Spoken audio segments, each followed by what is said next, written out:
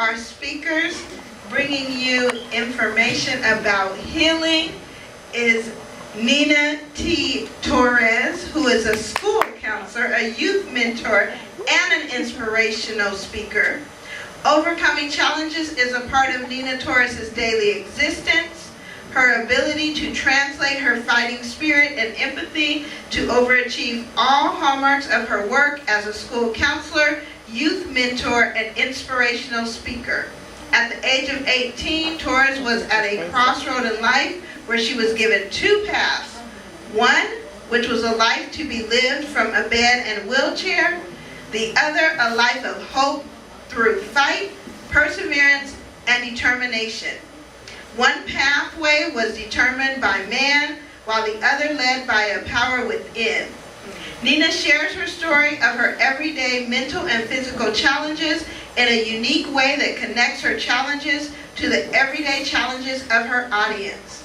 Nina's unstoppable power to fight inspires the many.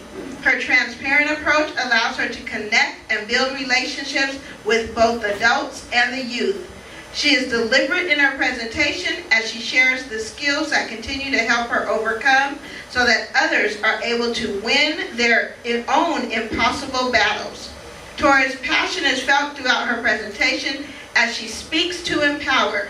She empowers others with her belief that when we allow ourselves to work through our brokenness, there is an invaluable gift that we can share with the world. She takes a precious approach in working with the lost, broken, forgotten, and the most hopeless of all cases.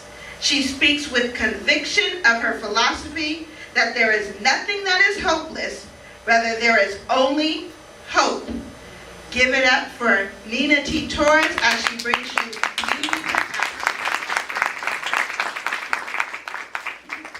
Well, thank you so much. I am so excited to be here, and I have to call my friend Vanessa. If you could come up here only because you didn't get a butterfly. If anybody else didn't get a butterfly, it's really important that you're going to have it in your hand. You can put it on your hand. It is a sticker. It is part of the presentation.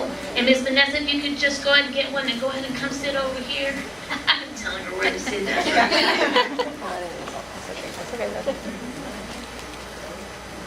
My name is Nina Torres. Two characteristics define who I am and have been given to me. One, strength, the other, inspirational.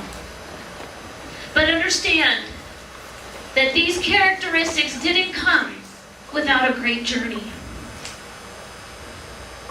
It was a journey that I'm all too familiar with. The journey of grief and loss.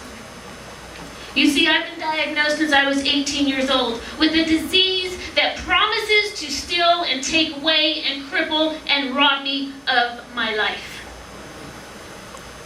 It is a disease that comes with vengeance and has no mercy. I stand before you 16 surgeries later, surgery number 17 scheduled for 2019. I stand before you understanding the process of grief and loss. When I started studying in my undergrad studies, and Kubler-Ross, the theorist behind grief and loss, the model of grief and loss. It wasn't a theory, it was not a model, it was the blueprint of my suffering. And as I went to school and I understood this model, it became important because I kept learning how to keep getting out of the loop. How do I turn to that upward bound and get to acceptance? The more I knew it, the better I came through it. Hey, that rhymed. No, poet didn't know it. Stop. Did not. You know this. So as I kept going through it, every surgery, every new body part that they put in me because this disease stole it from me, every single one, I would go through the process of grief and loss. I had to get used to a foreign man part in my body by the time of 33. Everything from the waist down had been rebuilt. I'm 45 years old. I'll be 46 in January, but I look much older because disease has also brought that to me through the medication. And so what happens is, with everything, every new deformity, the joints that I have not clearly worked on. This hand has been worked on. This one has not. Every deformity that this disease takes away from me, my foot's out, my hand's this, everything. I have to go through the grief and loss process. How am I going to make it? A new limitation. I can't do this, I can't do that, I can't lift up my hand because my shoulder is now gone too. How do I brush my hair? How do I put makeup on? Not too bad though, right?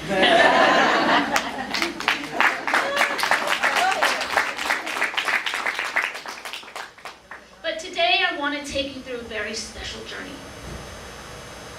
My journey of grief and loss. This summer that just passed was one people usually plan for vacations, especially as an educator. Our summers are for vacations. My colleagues plan for trips.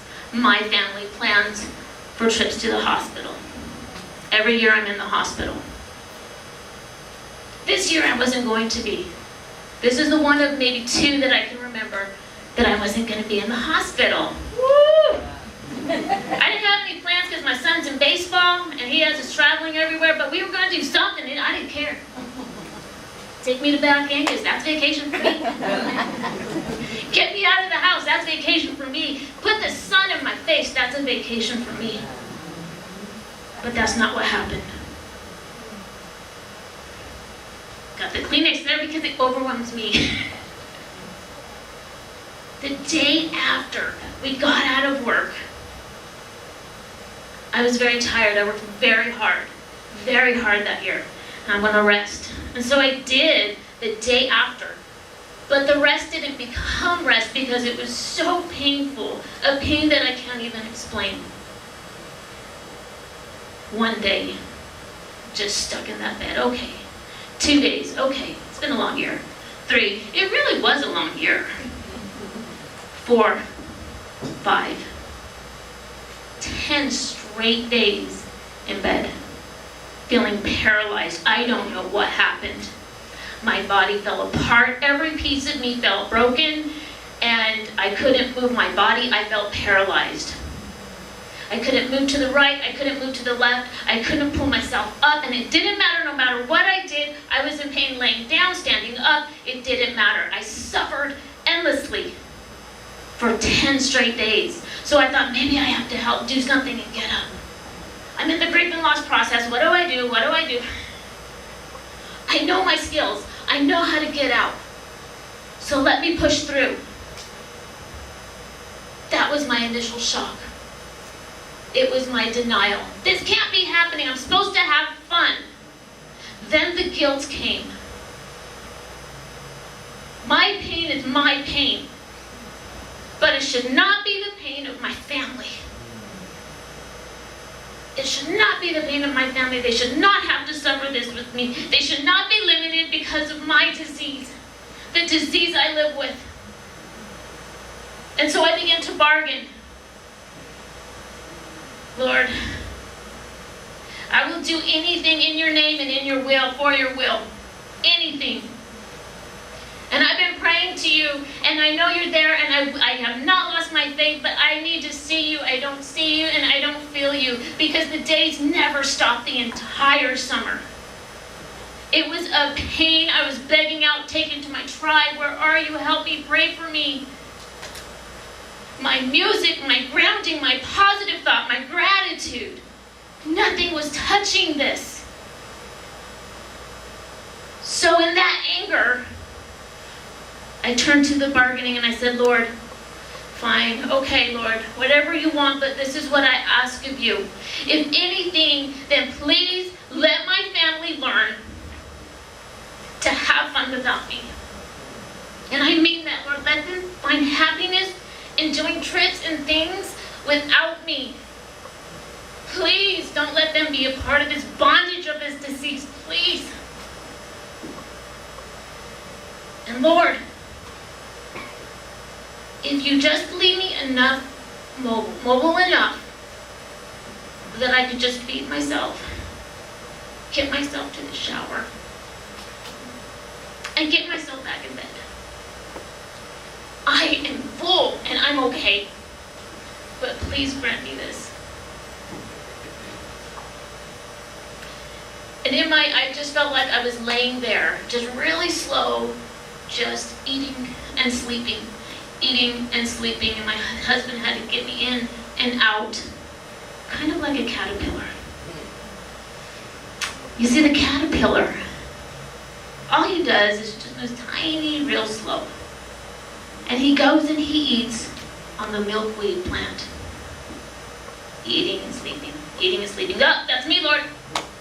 That's where I'm at. I'm just eating and sleeping. That's all I see. And in my anger and in my frustration, my inability to hear him, I couldn't take anymore. I couldn't take it. I couldn't take the pain. There was no release from the pain. And then something happened where all of a sudden I had a new symptom, and I knew it was very different. It was a chest pain. And I had trouble breathing. If you see me going back for water, I keep coughing. And it was something different. And I said, I can't take one more thing. Don't give me something else, because with this disease, they said you just got to learn to live with it. There is no cure. I said, not something else. I can't, Lord. And so I knew my husband was tired. He had been taking care of me all summer long. And he had worked. He had to do dinner, do everything, because I could do nothing. So housework, parenting, you name it, he had to do it. Plus go to work. He works all summer. I said, I got to go to the hospital. They did labs and they were afraid that there was a blood clot in my lung. Go to the hospital. Okay. Sister, can you take me? My sister took me. Within minutes, she was at my house. We were sitting there before any tests were taken, before anything was known. I looked at my sister, and I said, and I don't even know if she realizes this, I remember, I turned to her, she's sitting up here in the front, and I said, I love you. I love you very much. And thank you for always being there for me. But in that moment, what she didn't know, I was in a state of complete surrender and the deepest depression. It wasn't suicidal. It was complete surrender. And Lord, I beg you, take me, please. I have lived my life. I'm proud of my life. I have lived every moment in your name and in your honor. Please take me. I'm ready to come home. She didn't know I was really telling her goodbye. My husband came at the end of that hospital trip, and he said, it's going to be okay, and he brought me home. And I turned to him and I said, I'm not praying to get better anymore. And he just looked at me, no, it's going to be okay. And I said, you're not listening. I don't want to go home. I don't want to get well anymore. And I know he knew that I meant it, because he left me alone, and that's what I needed in that stage of depression. So as I'm in depression, I'm wrapping myself up like a cocoon, just like the caterpillar. He gets tired of life, and he just puts himself in a cocoon with all this goop. That's like my brokenness. I was just trolling myself in that bed, in my cocoon, and I didn't want anything but to go home to Christ. But do you know that 7 days later, after that cocoon is spun, something magical happens. And the cocoon becomes transparent. You could see it, it could see you, but it is trapped in suspended animation, just like I was in that bed. You could see me, I could see you, you couldn't help me, and I couldn't even help myself. But you see, God doesn't use our brokenness all around us. He just sees the soul within us. Another 7 days pass by. What happens next to this cocoon? It's just transparent. All of a sudden, It turns dark, black, ashy. Beauty for ashes. It's coming, it's coming. And it looks like the butterfly is dead. It mimics death. It resembles death. Just like I was, had you seen me in my bed, had you followed my Facebook, I looked like I was going to die. But the amazing thing is, when it gets like that cocoon, it's 24 hours away from the resurrection. All right. Amen. Come on. And I will let you know that at this point, yes, I was resurrected by a gift that God would give me, and this was in the form of the story of the Monarch Butterfly. He gave me a message, clear as day as I'm talking to you, and he said, "Not today, Nina, for I have a great purpose for you." And I saw the purpose and I said, "How?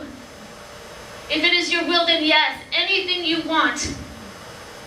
But I'm so broken, I can't, but yes." And so I went with it, and this is part of my upward turn.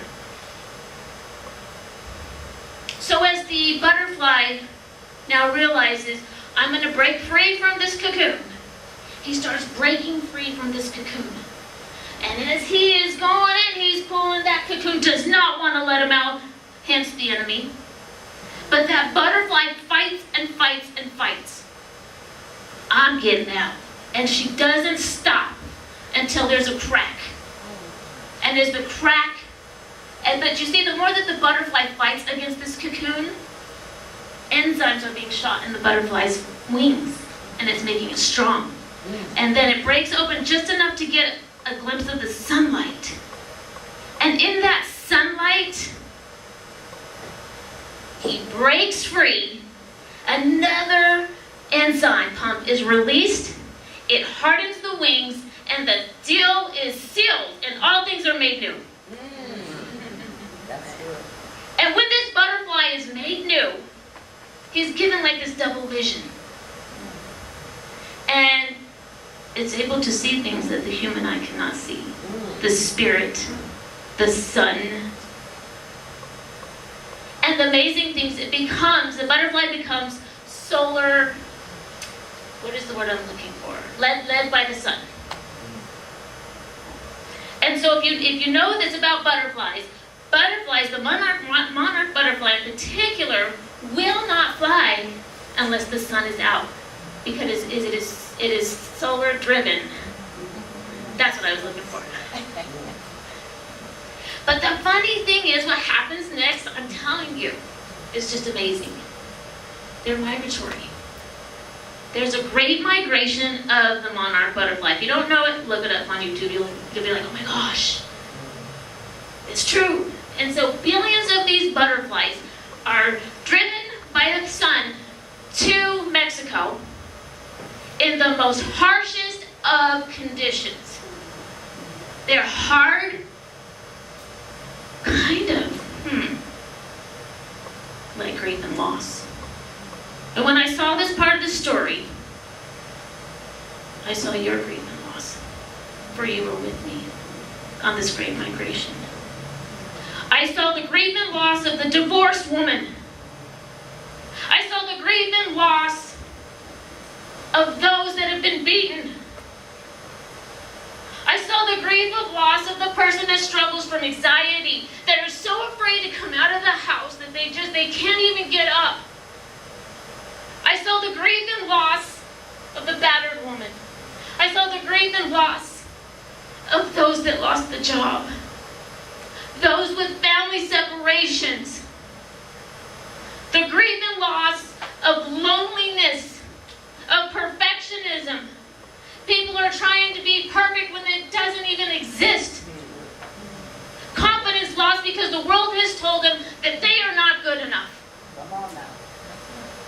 The grief and loss of the mother who suffers knowing that their kid's getting bullied and has to send them to school every day. The grief and loss of those that are seeking relationships and waiting patiently is the Great Migration. Do you guys have those butterflies? Yes.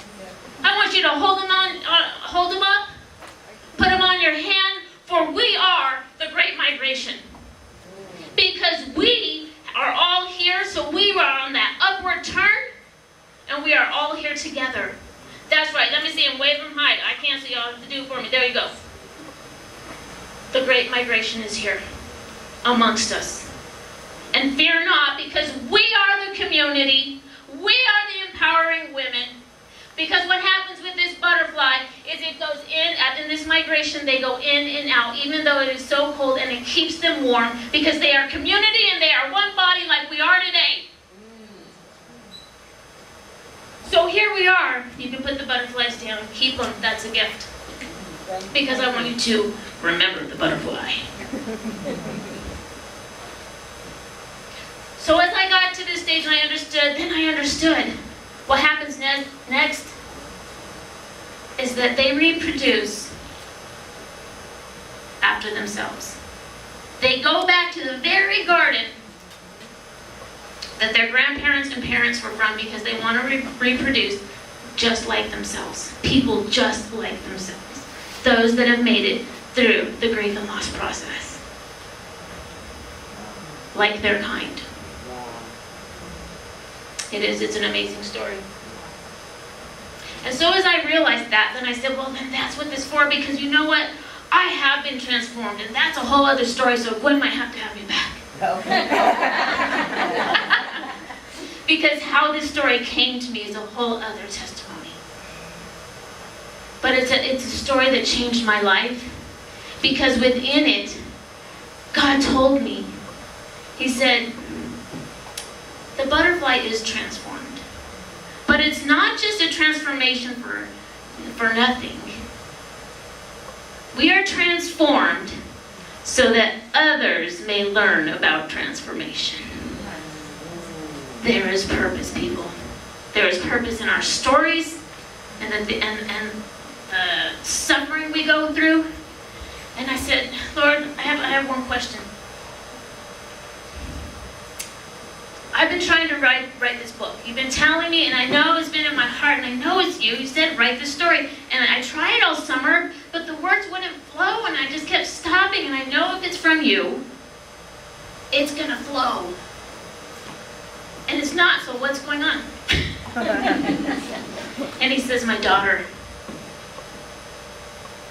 it is because you are writing the wrong story. You are writing about suffering when your story is going to be known as the great healing.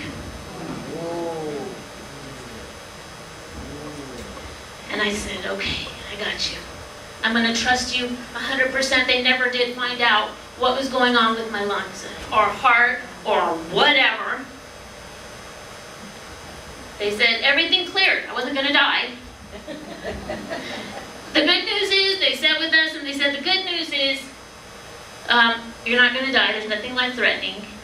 The bad news is we don't know, and you just have to live with it. So I'm still living with it, but I don't need to know what it is, because God already told me that I will be healed. And as I sat here, I'm starting to cough. I said, shh, enemy, get out of the way. You're just trying to stop me from this, because what the Lord told me is your purpose will be to go speak of your transformation so that others will be transformed.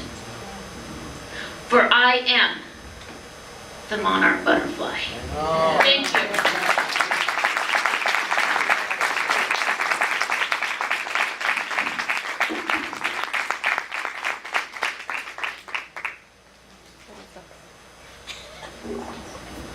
Let's give Nina another hand.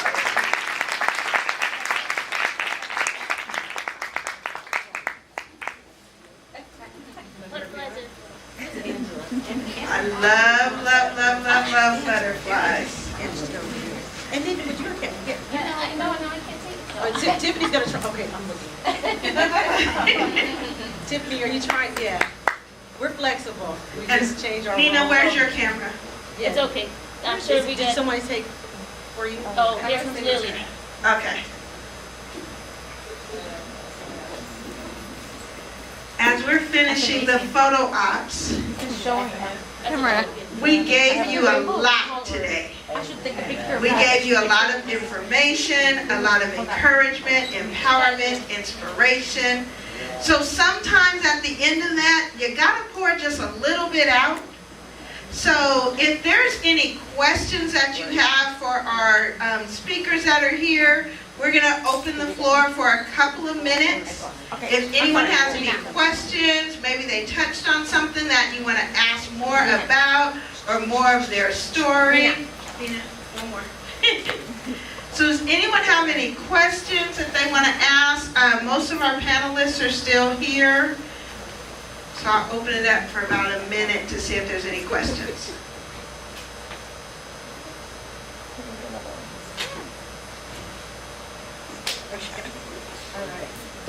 All right, let's give Nina another hand.